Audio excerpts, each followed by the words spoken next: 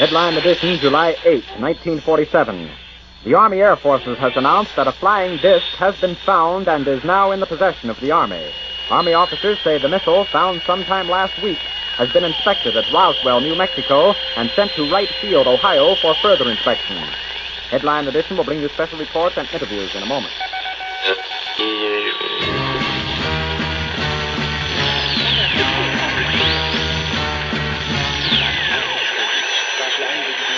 Reprendre votre thérapie, d'aller en partie. Votre fils a quand même... Should be consumers.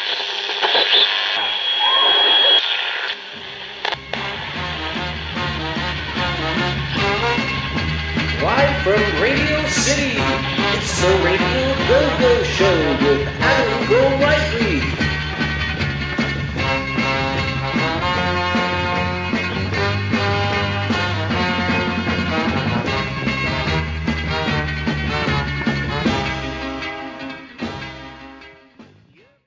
Welcome to Radio GoGo, Episode 4, with an edition I'm calling the Sean David Morton Chronicles, which features a couple of interviews I've mashed together regarding the notorious Mr. Morton and his repeated run-ins with the law.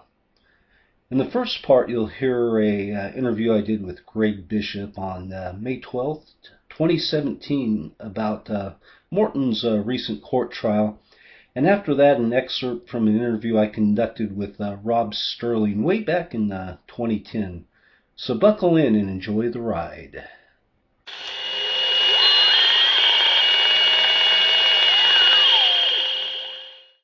So tell me about the Sean David Morton trial. Are we recording now? Yeah. From what I remember, is he was arrested. No, he wasn't arrested. Yes, he was. He was arrested coming off the Conspira cruise last year.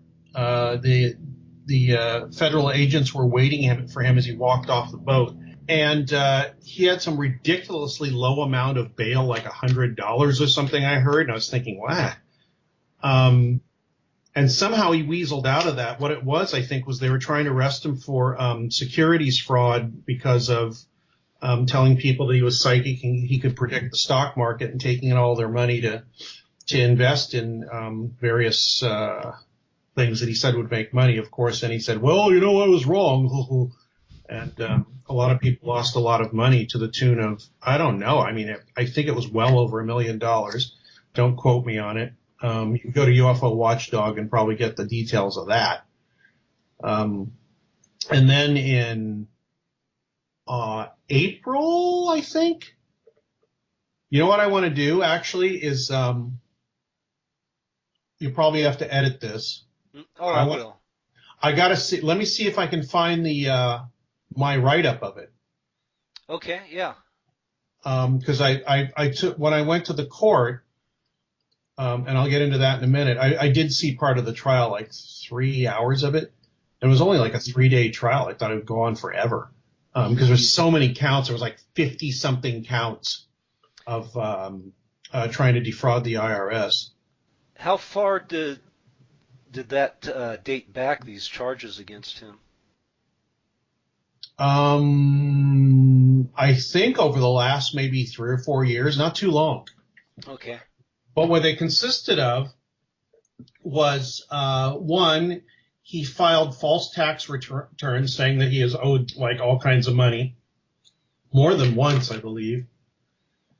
And another part of the indictments against him from the IRS was that he and his wife both had, both of them did this, but he and his wife had, one, tried to file false tax returns saying that they were owed a bunch of money.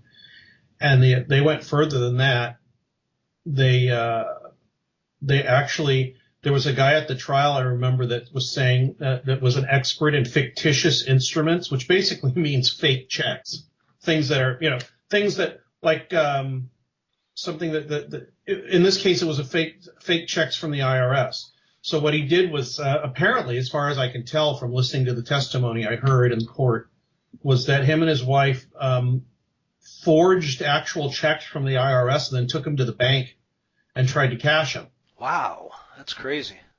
Yeah, to the tune of like $400,000, $800,000, like huge amounts. Wow. And at times they got paid.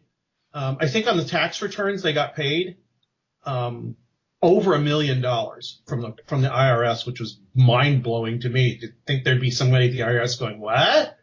Yeah.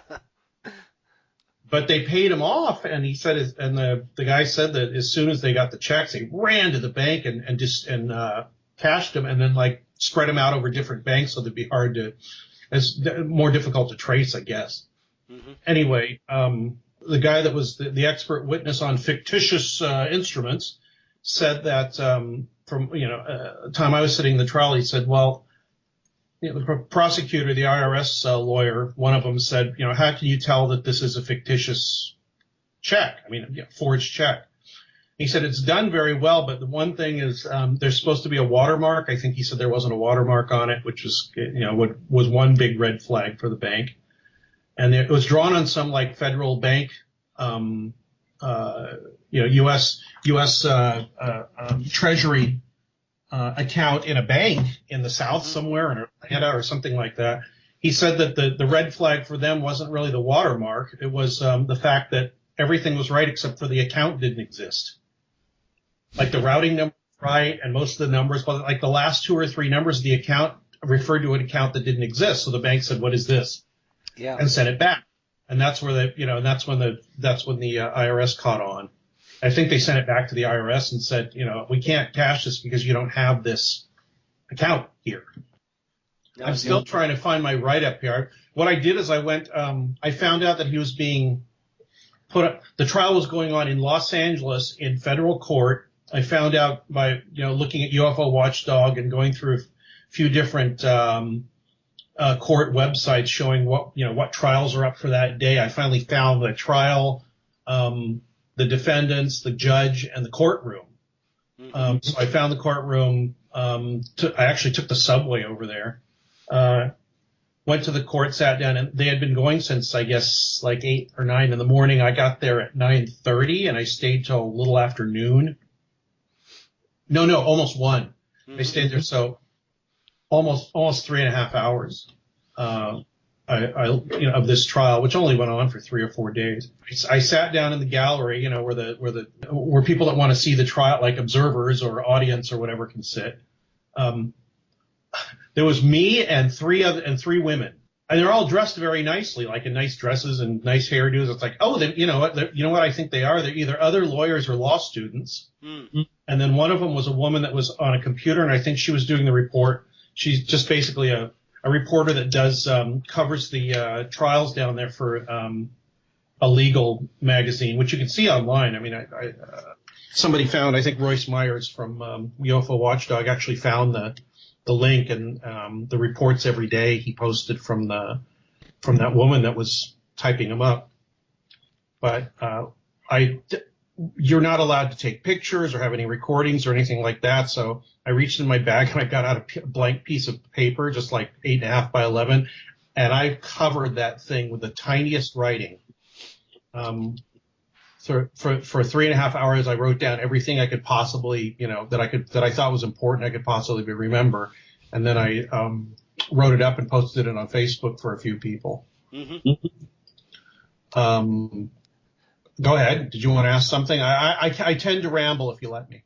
How many total counts did you say were against him? And were they all for this IRS fraud? I think it was 54 or 56, something like that. There was also another fun feature of this trial was that Sean Morton represented himself. Yeah. That's never a smart move. No, that's what do they say? You got a fool for a lawyer when you represent yourself. And he pretty much was a fool. I mean, he got up and he from watching TV and listening to lawyers, I guess he figured he knew how to do these things, how to act in court. He kept calling the kept saying like, "Hey judge," not "Hey judge," but he'd say, he never said "Your Honor" or anything like that. He just kept calling him judge. Thank you, Judge. Weren't you telling me he claimed some type of government conspiracy?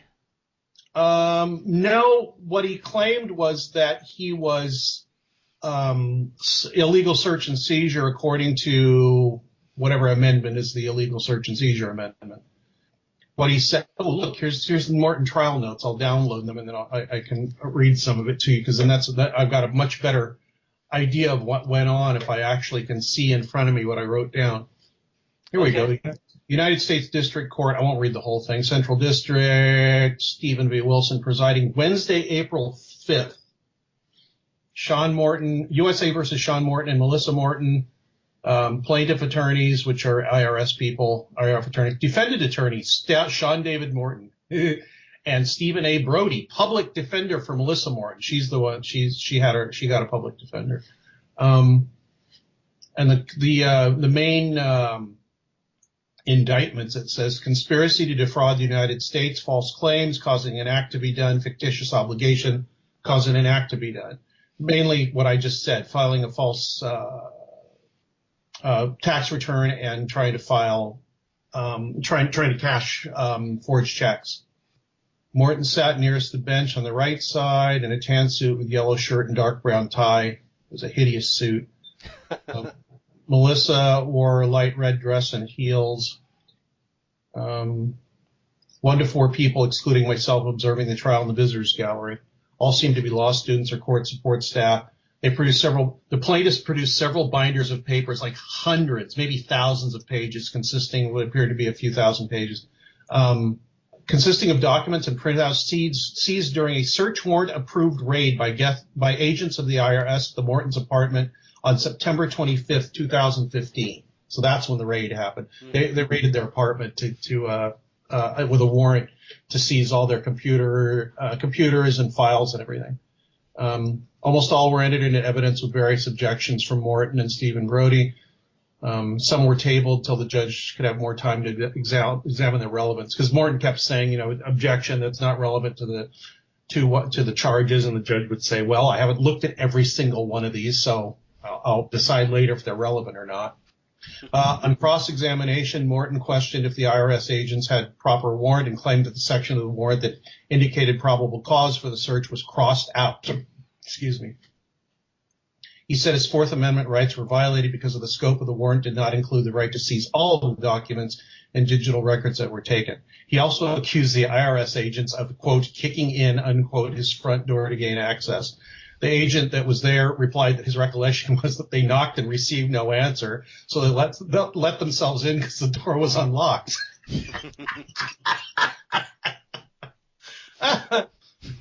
Morton also referred to the agents as jackbooted Nazis, upon which Judge Wilson ordered this stricken from the record.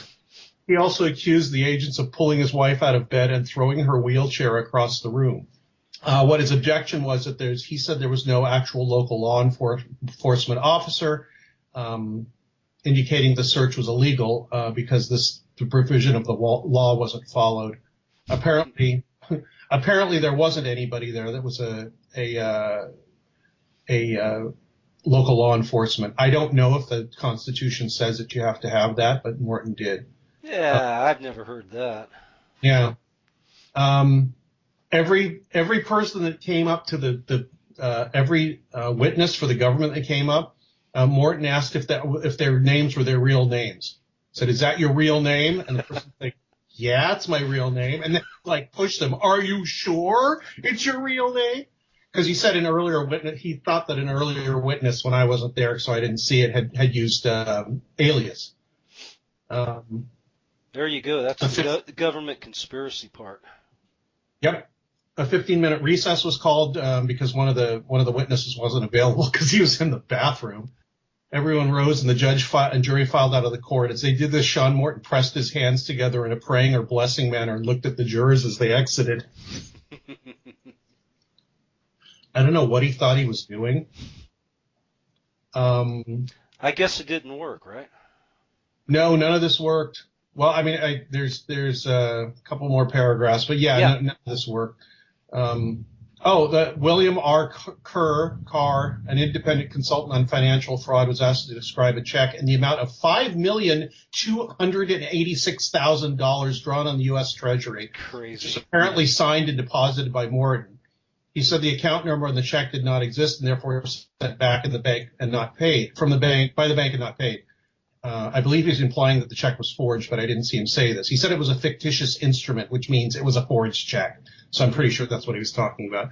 Anyway, that's that was my adventure that morning in court. When they went out for recess, I went outside the courtroom because I just wanted to go outside for a second and look at my phone and all that, because you're not supposed to do that in the court. And I realized where I was sitting, if I stayed there, that if Morton came out, he'd see me. Because he looked at me when I came in the court, but I don't think he recognized me because he stopped looking at me. Yeah. When I sat down so that he would be staring at me during the trial.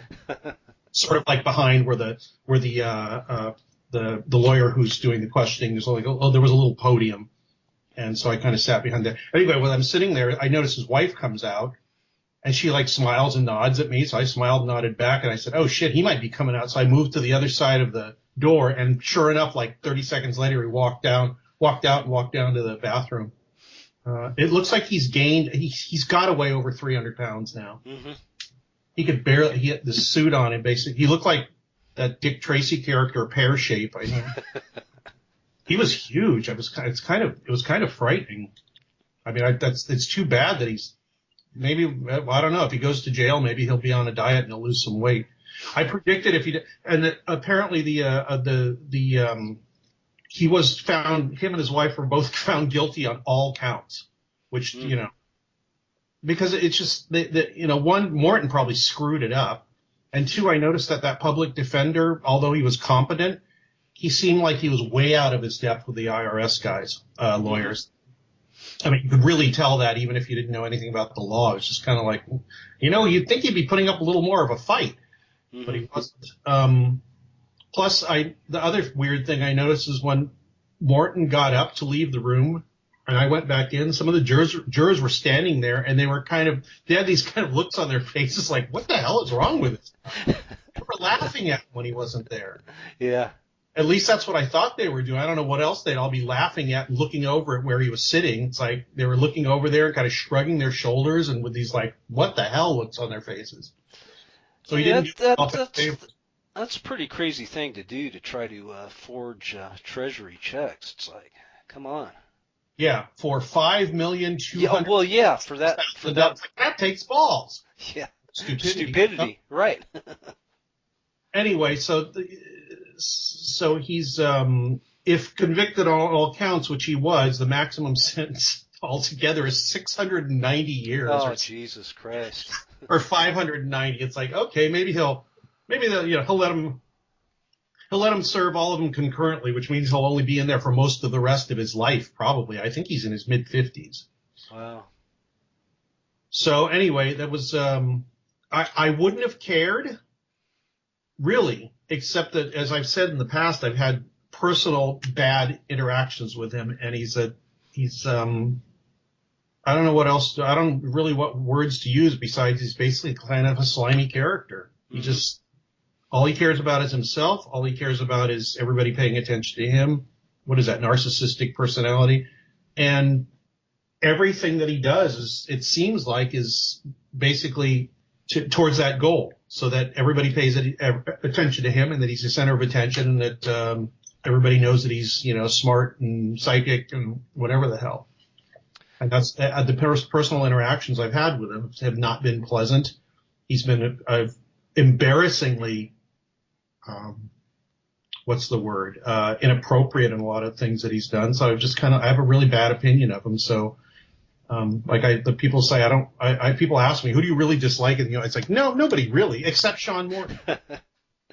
Yeah. Because personal stuff that's happened, around him. I mean, around me when I've had any interaction with him. It's been, I think, 2 or 3 times, and every time has been bad.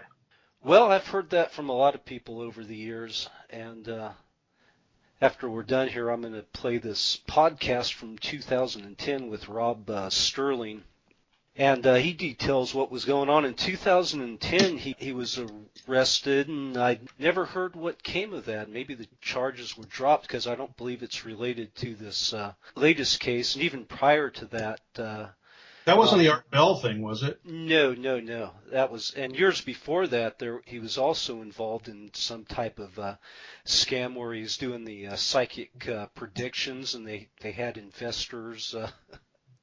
Investing in these, he was predicting what the stock market was going to do. Yeah.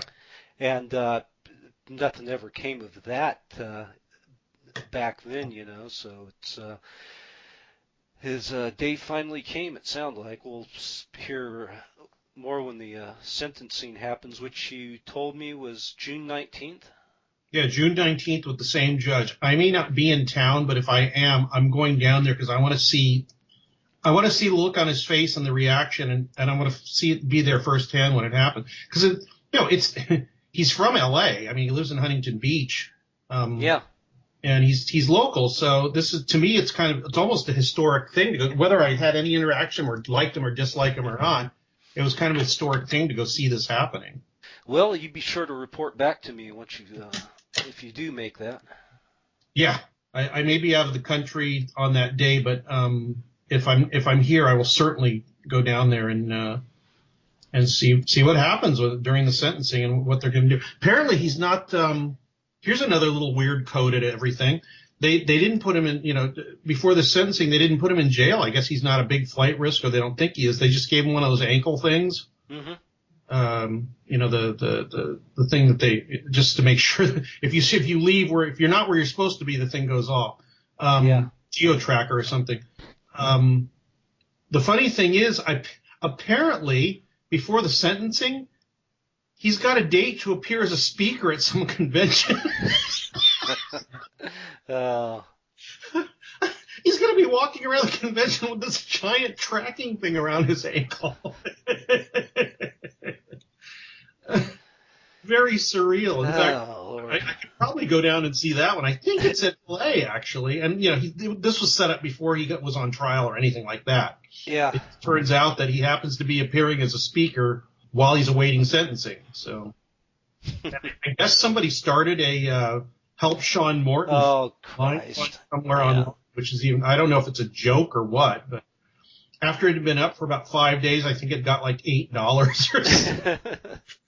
Said Sean Morton needs $10,000 to fight to fight the power that's trying to keep him down.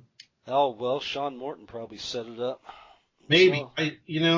And normally if I would take it halfway seriously if it was somebody I had any respect for, but, I'm sure he'll frame it that he's being persecuted for, some top secret. Because he revealed too much about Area 51 or something. Yeah.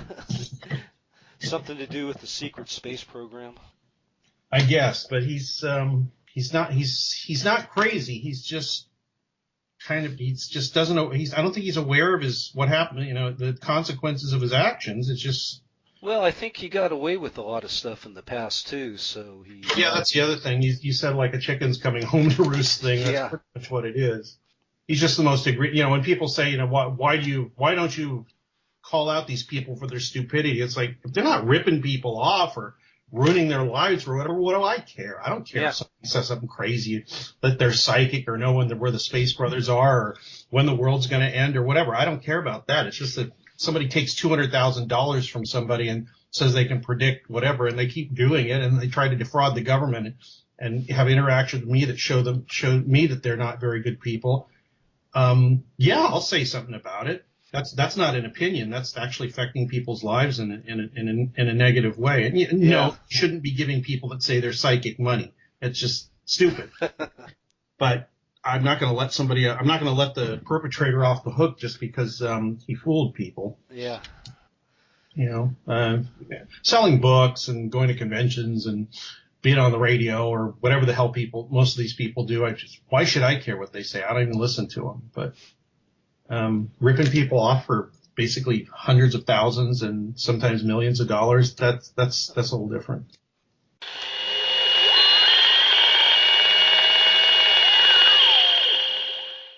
Our guest in the second hour is my old buddy Rob Sterling of Conformist fame. And in light of recent events, I thought it was an opportune time to bring Rob on to discuss a couple of sketchy individuals he's had encounters with over the years by the names of Sean David Morton and the amazingly Randy Randy. Hey, welcome, Rob. How you doing?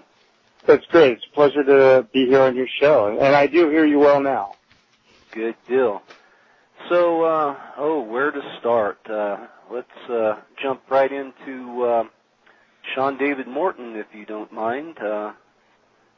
Yeah. I don't know. Does your audience need some sort of introduction to this guy, you think? Or that would help. Let me give a little bit of recent background on him. An article from ABC News by the esteemed journalist Matthew Jaffe. It says, investment psychic accused of financial fraud.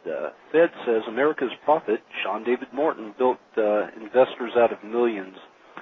And basically, the article reads thusly. Note to investors, if someone claims to be a prophet and promises to win you money by predicting changes in the stock market, don't walk away, run. And it goes on to talk about how over 100 investors allegedly got built by Mr. Morton. In all, investors gave Morton more than $6 million in the hopes that he would use his alleged psychic abilities to win big money in the market. And when this news story broke, it was about a month and a half ago, it didn't surprise me one bit because I have another friend, 10 years ago or so, got caught in a similar scam that Morton was a point man for, where it was once again one of these new age deals where he's using psychic abilities to predict changes in the stock market. So, and I know you have some past history with Mr. Morton. I thought this was a good time to pile on him and Morton smackdown. By the way, a little clarification there. I mean, at least in the one previous case that I know of, wasn't just a point man. He was basically point zero. That it looks like he was the beginning and ending of this fraud. And the term that's kind of got bandied about him, which I think is a term that's going to stick, is that he's the New Age Bernie Madoff. So that's not a good label to put on someone, but it's a pretty accurate one in this guy's case, because what it appears he was doing is he was like siphoning off like half the profits of the thing and then investing the rest. So it wasn't just that he was doing bad investments. It was just that he was just siphoning off the money for his own personal pleasure, and running basically a Ponzi scheme. So that seems what always happens with, if you watch American Greed, they get greedy and start siphoning off the money into other areas, ripping off their investors. Yeah, that's the case. At least the one I know of. There's actually, I'm sure, multiple people. So I think we know one case the same. You may even know other cases, and I've kind of got the hit of other people where that's the case. So this guy, is a serial fraud artist. Yeah. But having said that, my first actual encounter with him was, I think, in 1997 when I went to this in Los Angeles, this whole life expo that they had there, and I remember seeing him very vividly. We didn't really speak, but we were like right near each other. I remember that, somehow I kind of vaguely knew who he was even beforehand, and so when I saw him, I kind of knew who he was. But he had, like, sunglasses on inside this thing, and he was trying to you got the impression that he was giving off this aura, like he was this really deep, enlightened individual. And my general feeling is if you're really that deep and enlightened, you don't have to let anyone know. You don't have to, pretend you're superior to others. So, right away, my con artist, scam, what do you call it? The radar was just going off the charts with this guy. And then this is something a lot of people don't know about, is I used to be friends with a guy named, not that we ever stopped becoming friends, we just haven't really spoken much lately, this photographer named Sean Kinney, who was also in the original Star Trek series. He was the I forget, commander, the guy before Kirk, who was like the head of the Star Trek Enterprise. And he was the one who was immobilized and couldn't speak. Oh, that was Commander Pike. Yeah, Commander Pike. There was two Commander Pikes. He was the one that was motionless and couldn't speak. Yeah. And then they had another one play him. And so he was an actor of kind of some,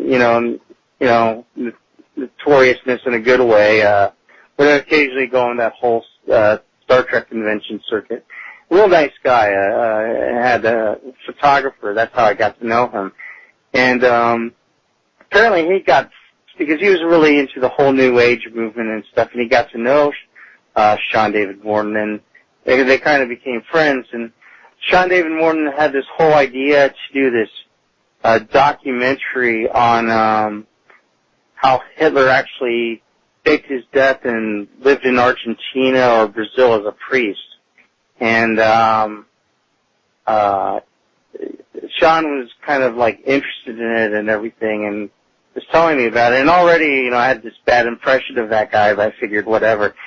Fortunately, actually, for Kenny, for some reason, like, he was talking about it, like, yeah, we're going to do it. Like, and the day before they were going to start working on it, Morton just stopped talking to him, which is kind of, we probably did Sean Kinney a favor, actually, because, probably he would have ended up, if they ended up doing a project, they'd probably be raising money, and Morton would have stolen it all and left Kinney holding the bag. So, by the way, I hope you don't mind me saying this stuff on your show, these speculations, because, I'm not sure if... That's exactly why I brought you on, to stir the shit. Well, okay, yeah, because, I wouldn't be surprised.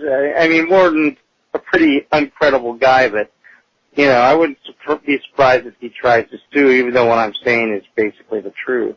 Hey, let me share a disclaimer, though. The views expressed by our Bob Burling are not necessarily those shared by your hosts, Adam Gilrightly and Visigoth, or Major League Baseball. I'm glad you did that. Okay, now I can feel even better to rip away. So, it's just my own speculations and opinions.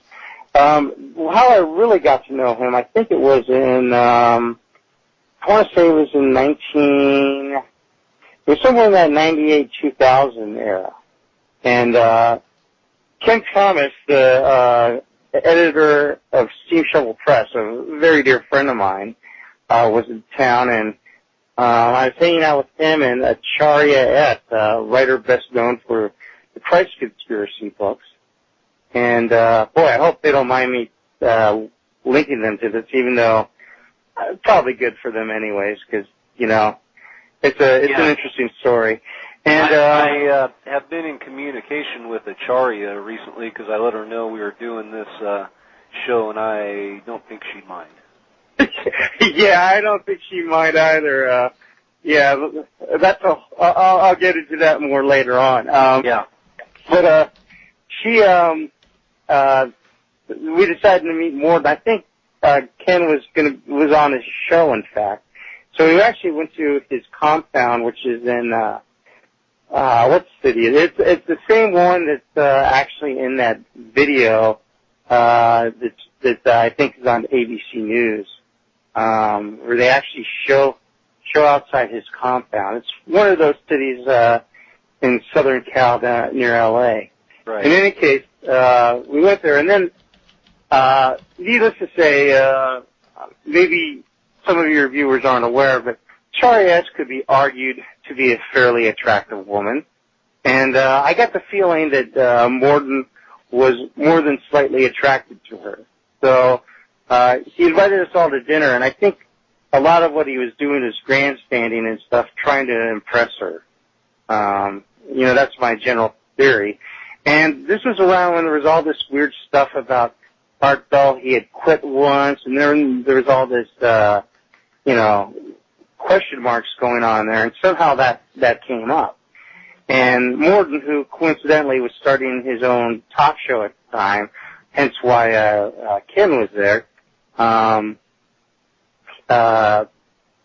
told us what he said was an inside story, that basically he said that Art Bell was a child molester, that's what this is all about, that there's some documents about that.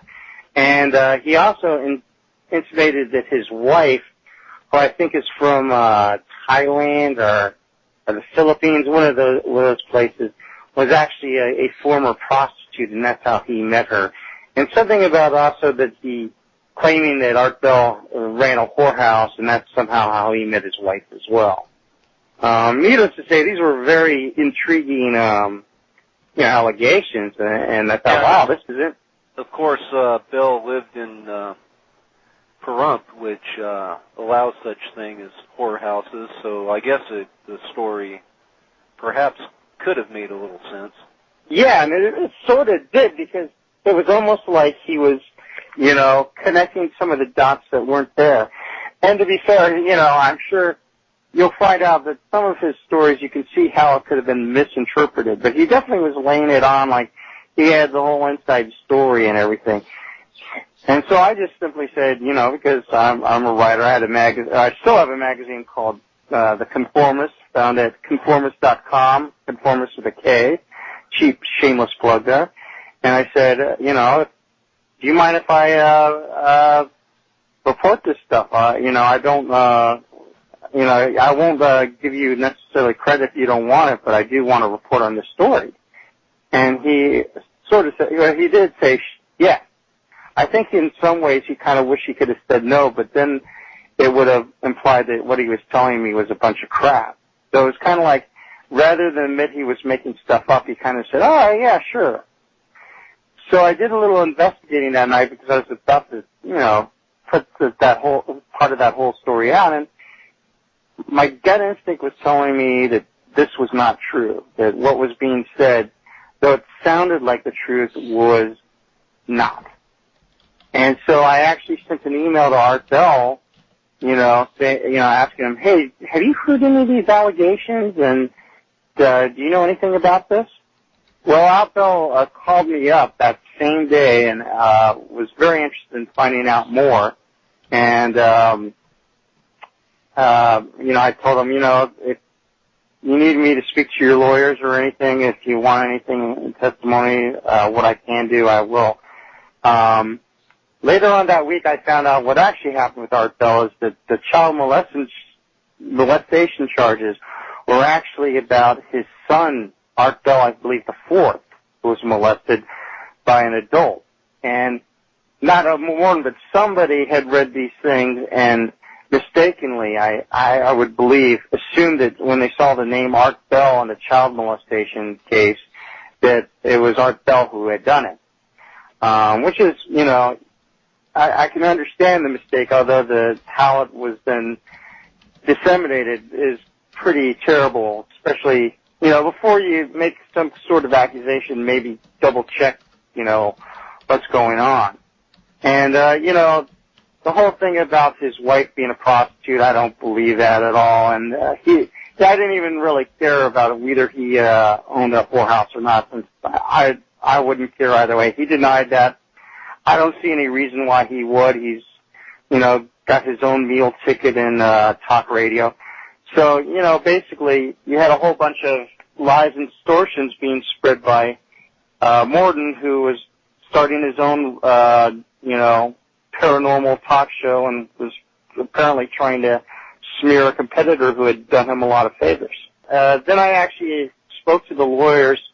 I did not want to reveal my source, and I actually didn't. Although they were able to conclude by me referring to the guy as a pathological liar based in the LA area who wanted to get into the wanted to profit off of Art Bell's misfortune. Somehow they were able to figure out on their own that was probably him. And then someone else confirmed that yes, it was Sean David Morton who was my source. And after they got that, I agreed to it, to admit to it, So in retrospect, I probably shouldn't have even tried to keep silent over Morton after he, I guess the general rule in journalists is if your source lies to you, you owe him nothing. And so, but I didn't, I'm kind of new to that whole journalistic, ball game. Having said that, Art Bell's lawyers did find it out, and Art Bell found out. And strangely, Art Bell never actually seemed to be too bothered when he found out it was Morton, probably because he knew that Morton was a snake, so he wasn't too shocked. And really surprised me because if you listen to Art Bell enough, I've heard him talk a few times that he is someone who, if somebody crosses him, he likes to get even. He's a person who believes in the merits of revenge. So it's kind of odd that he and Morton were able to kiss and make up, and I think Acharya S. was in the middle of that reconciliation. But oddly enough, then after that whole thing between Bell and Morton ends up a frequent guest on Coast to Coast AM over the years with Bell hosting those shows. So and the weird thing. The weird thing is, it seems like Art Bell was more upset at me not wanting to tell him who the source was than Morton for actually trying to spread lies about him, which, that's Art Bell's own little decision. And, the funny thing is, I think Morton actually, when he was confronted by the lawyers, he then started smearing me, alleging that I was some sort of pervert, which I guess is essentially true, but, thinking... You could neither confirm nor deny that you were a pervert? Whatever. I think it was because, and now I can remember that the dating had to be after 99. It was probably 99 because I think I had mentioned that I was at the Houston 500 gangbang as covering it, in writing, and somehow he took that. I think that he alleged that I was participated in gangbangs and other things. Yeah. And that's because I heard that the lawyers actually asked him something, about that. And so I guess his response was then to smear me over that, and whatever is all I can say. Although this leads to another juicy story about Morton, is that I do know a woman who can either confirm or deny who she is later on, who was working on a book about sex at the time, and she was at she went to actually a swingers club meeting in Los Angeles, and actually Sean David Morton was there, and she actually said that Morton was she did not, I'm not trying to put words in her mouth. She described Morton as being this really repulsive because he was so obviously selfish and just there for his own gratification and screw everyone else. And she actually pointed out that she was writing, so she wasn't going to participate. And he got upset because he wanted to have sex with her. And this actually leads to a really funny quote from Morton where he said to her finally, "If you want to watch, go to Disneyland."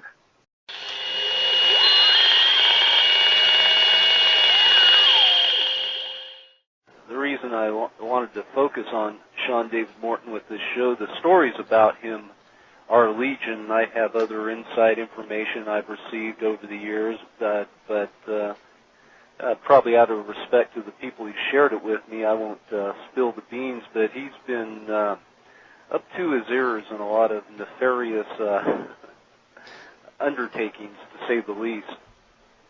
And and this story about Art Bell is only an example, as well as this investment scam. Like I mentioned before, in the late 90s, there was a similar investment scam that a good friend of mine got sucked into, and Morton was sort of the point man for it, according to her. He wasn't the lead person who did the swindling, embezzling, but he put people in contact with people, and it was like kind of a new age pyramid scam.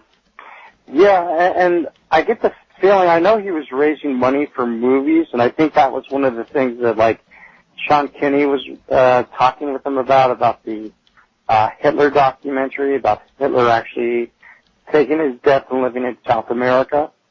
And I get the feeling he did a bunch of these projects where he raised money for things and never actually delivered on anything and just ripped these people off. Yeah. And there's some good exposés on Mr. Morton at a site called UFOWatchdog.com. Yeah. You're familiar with that?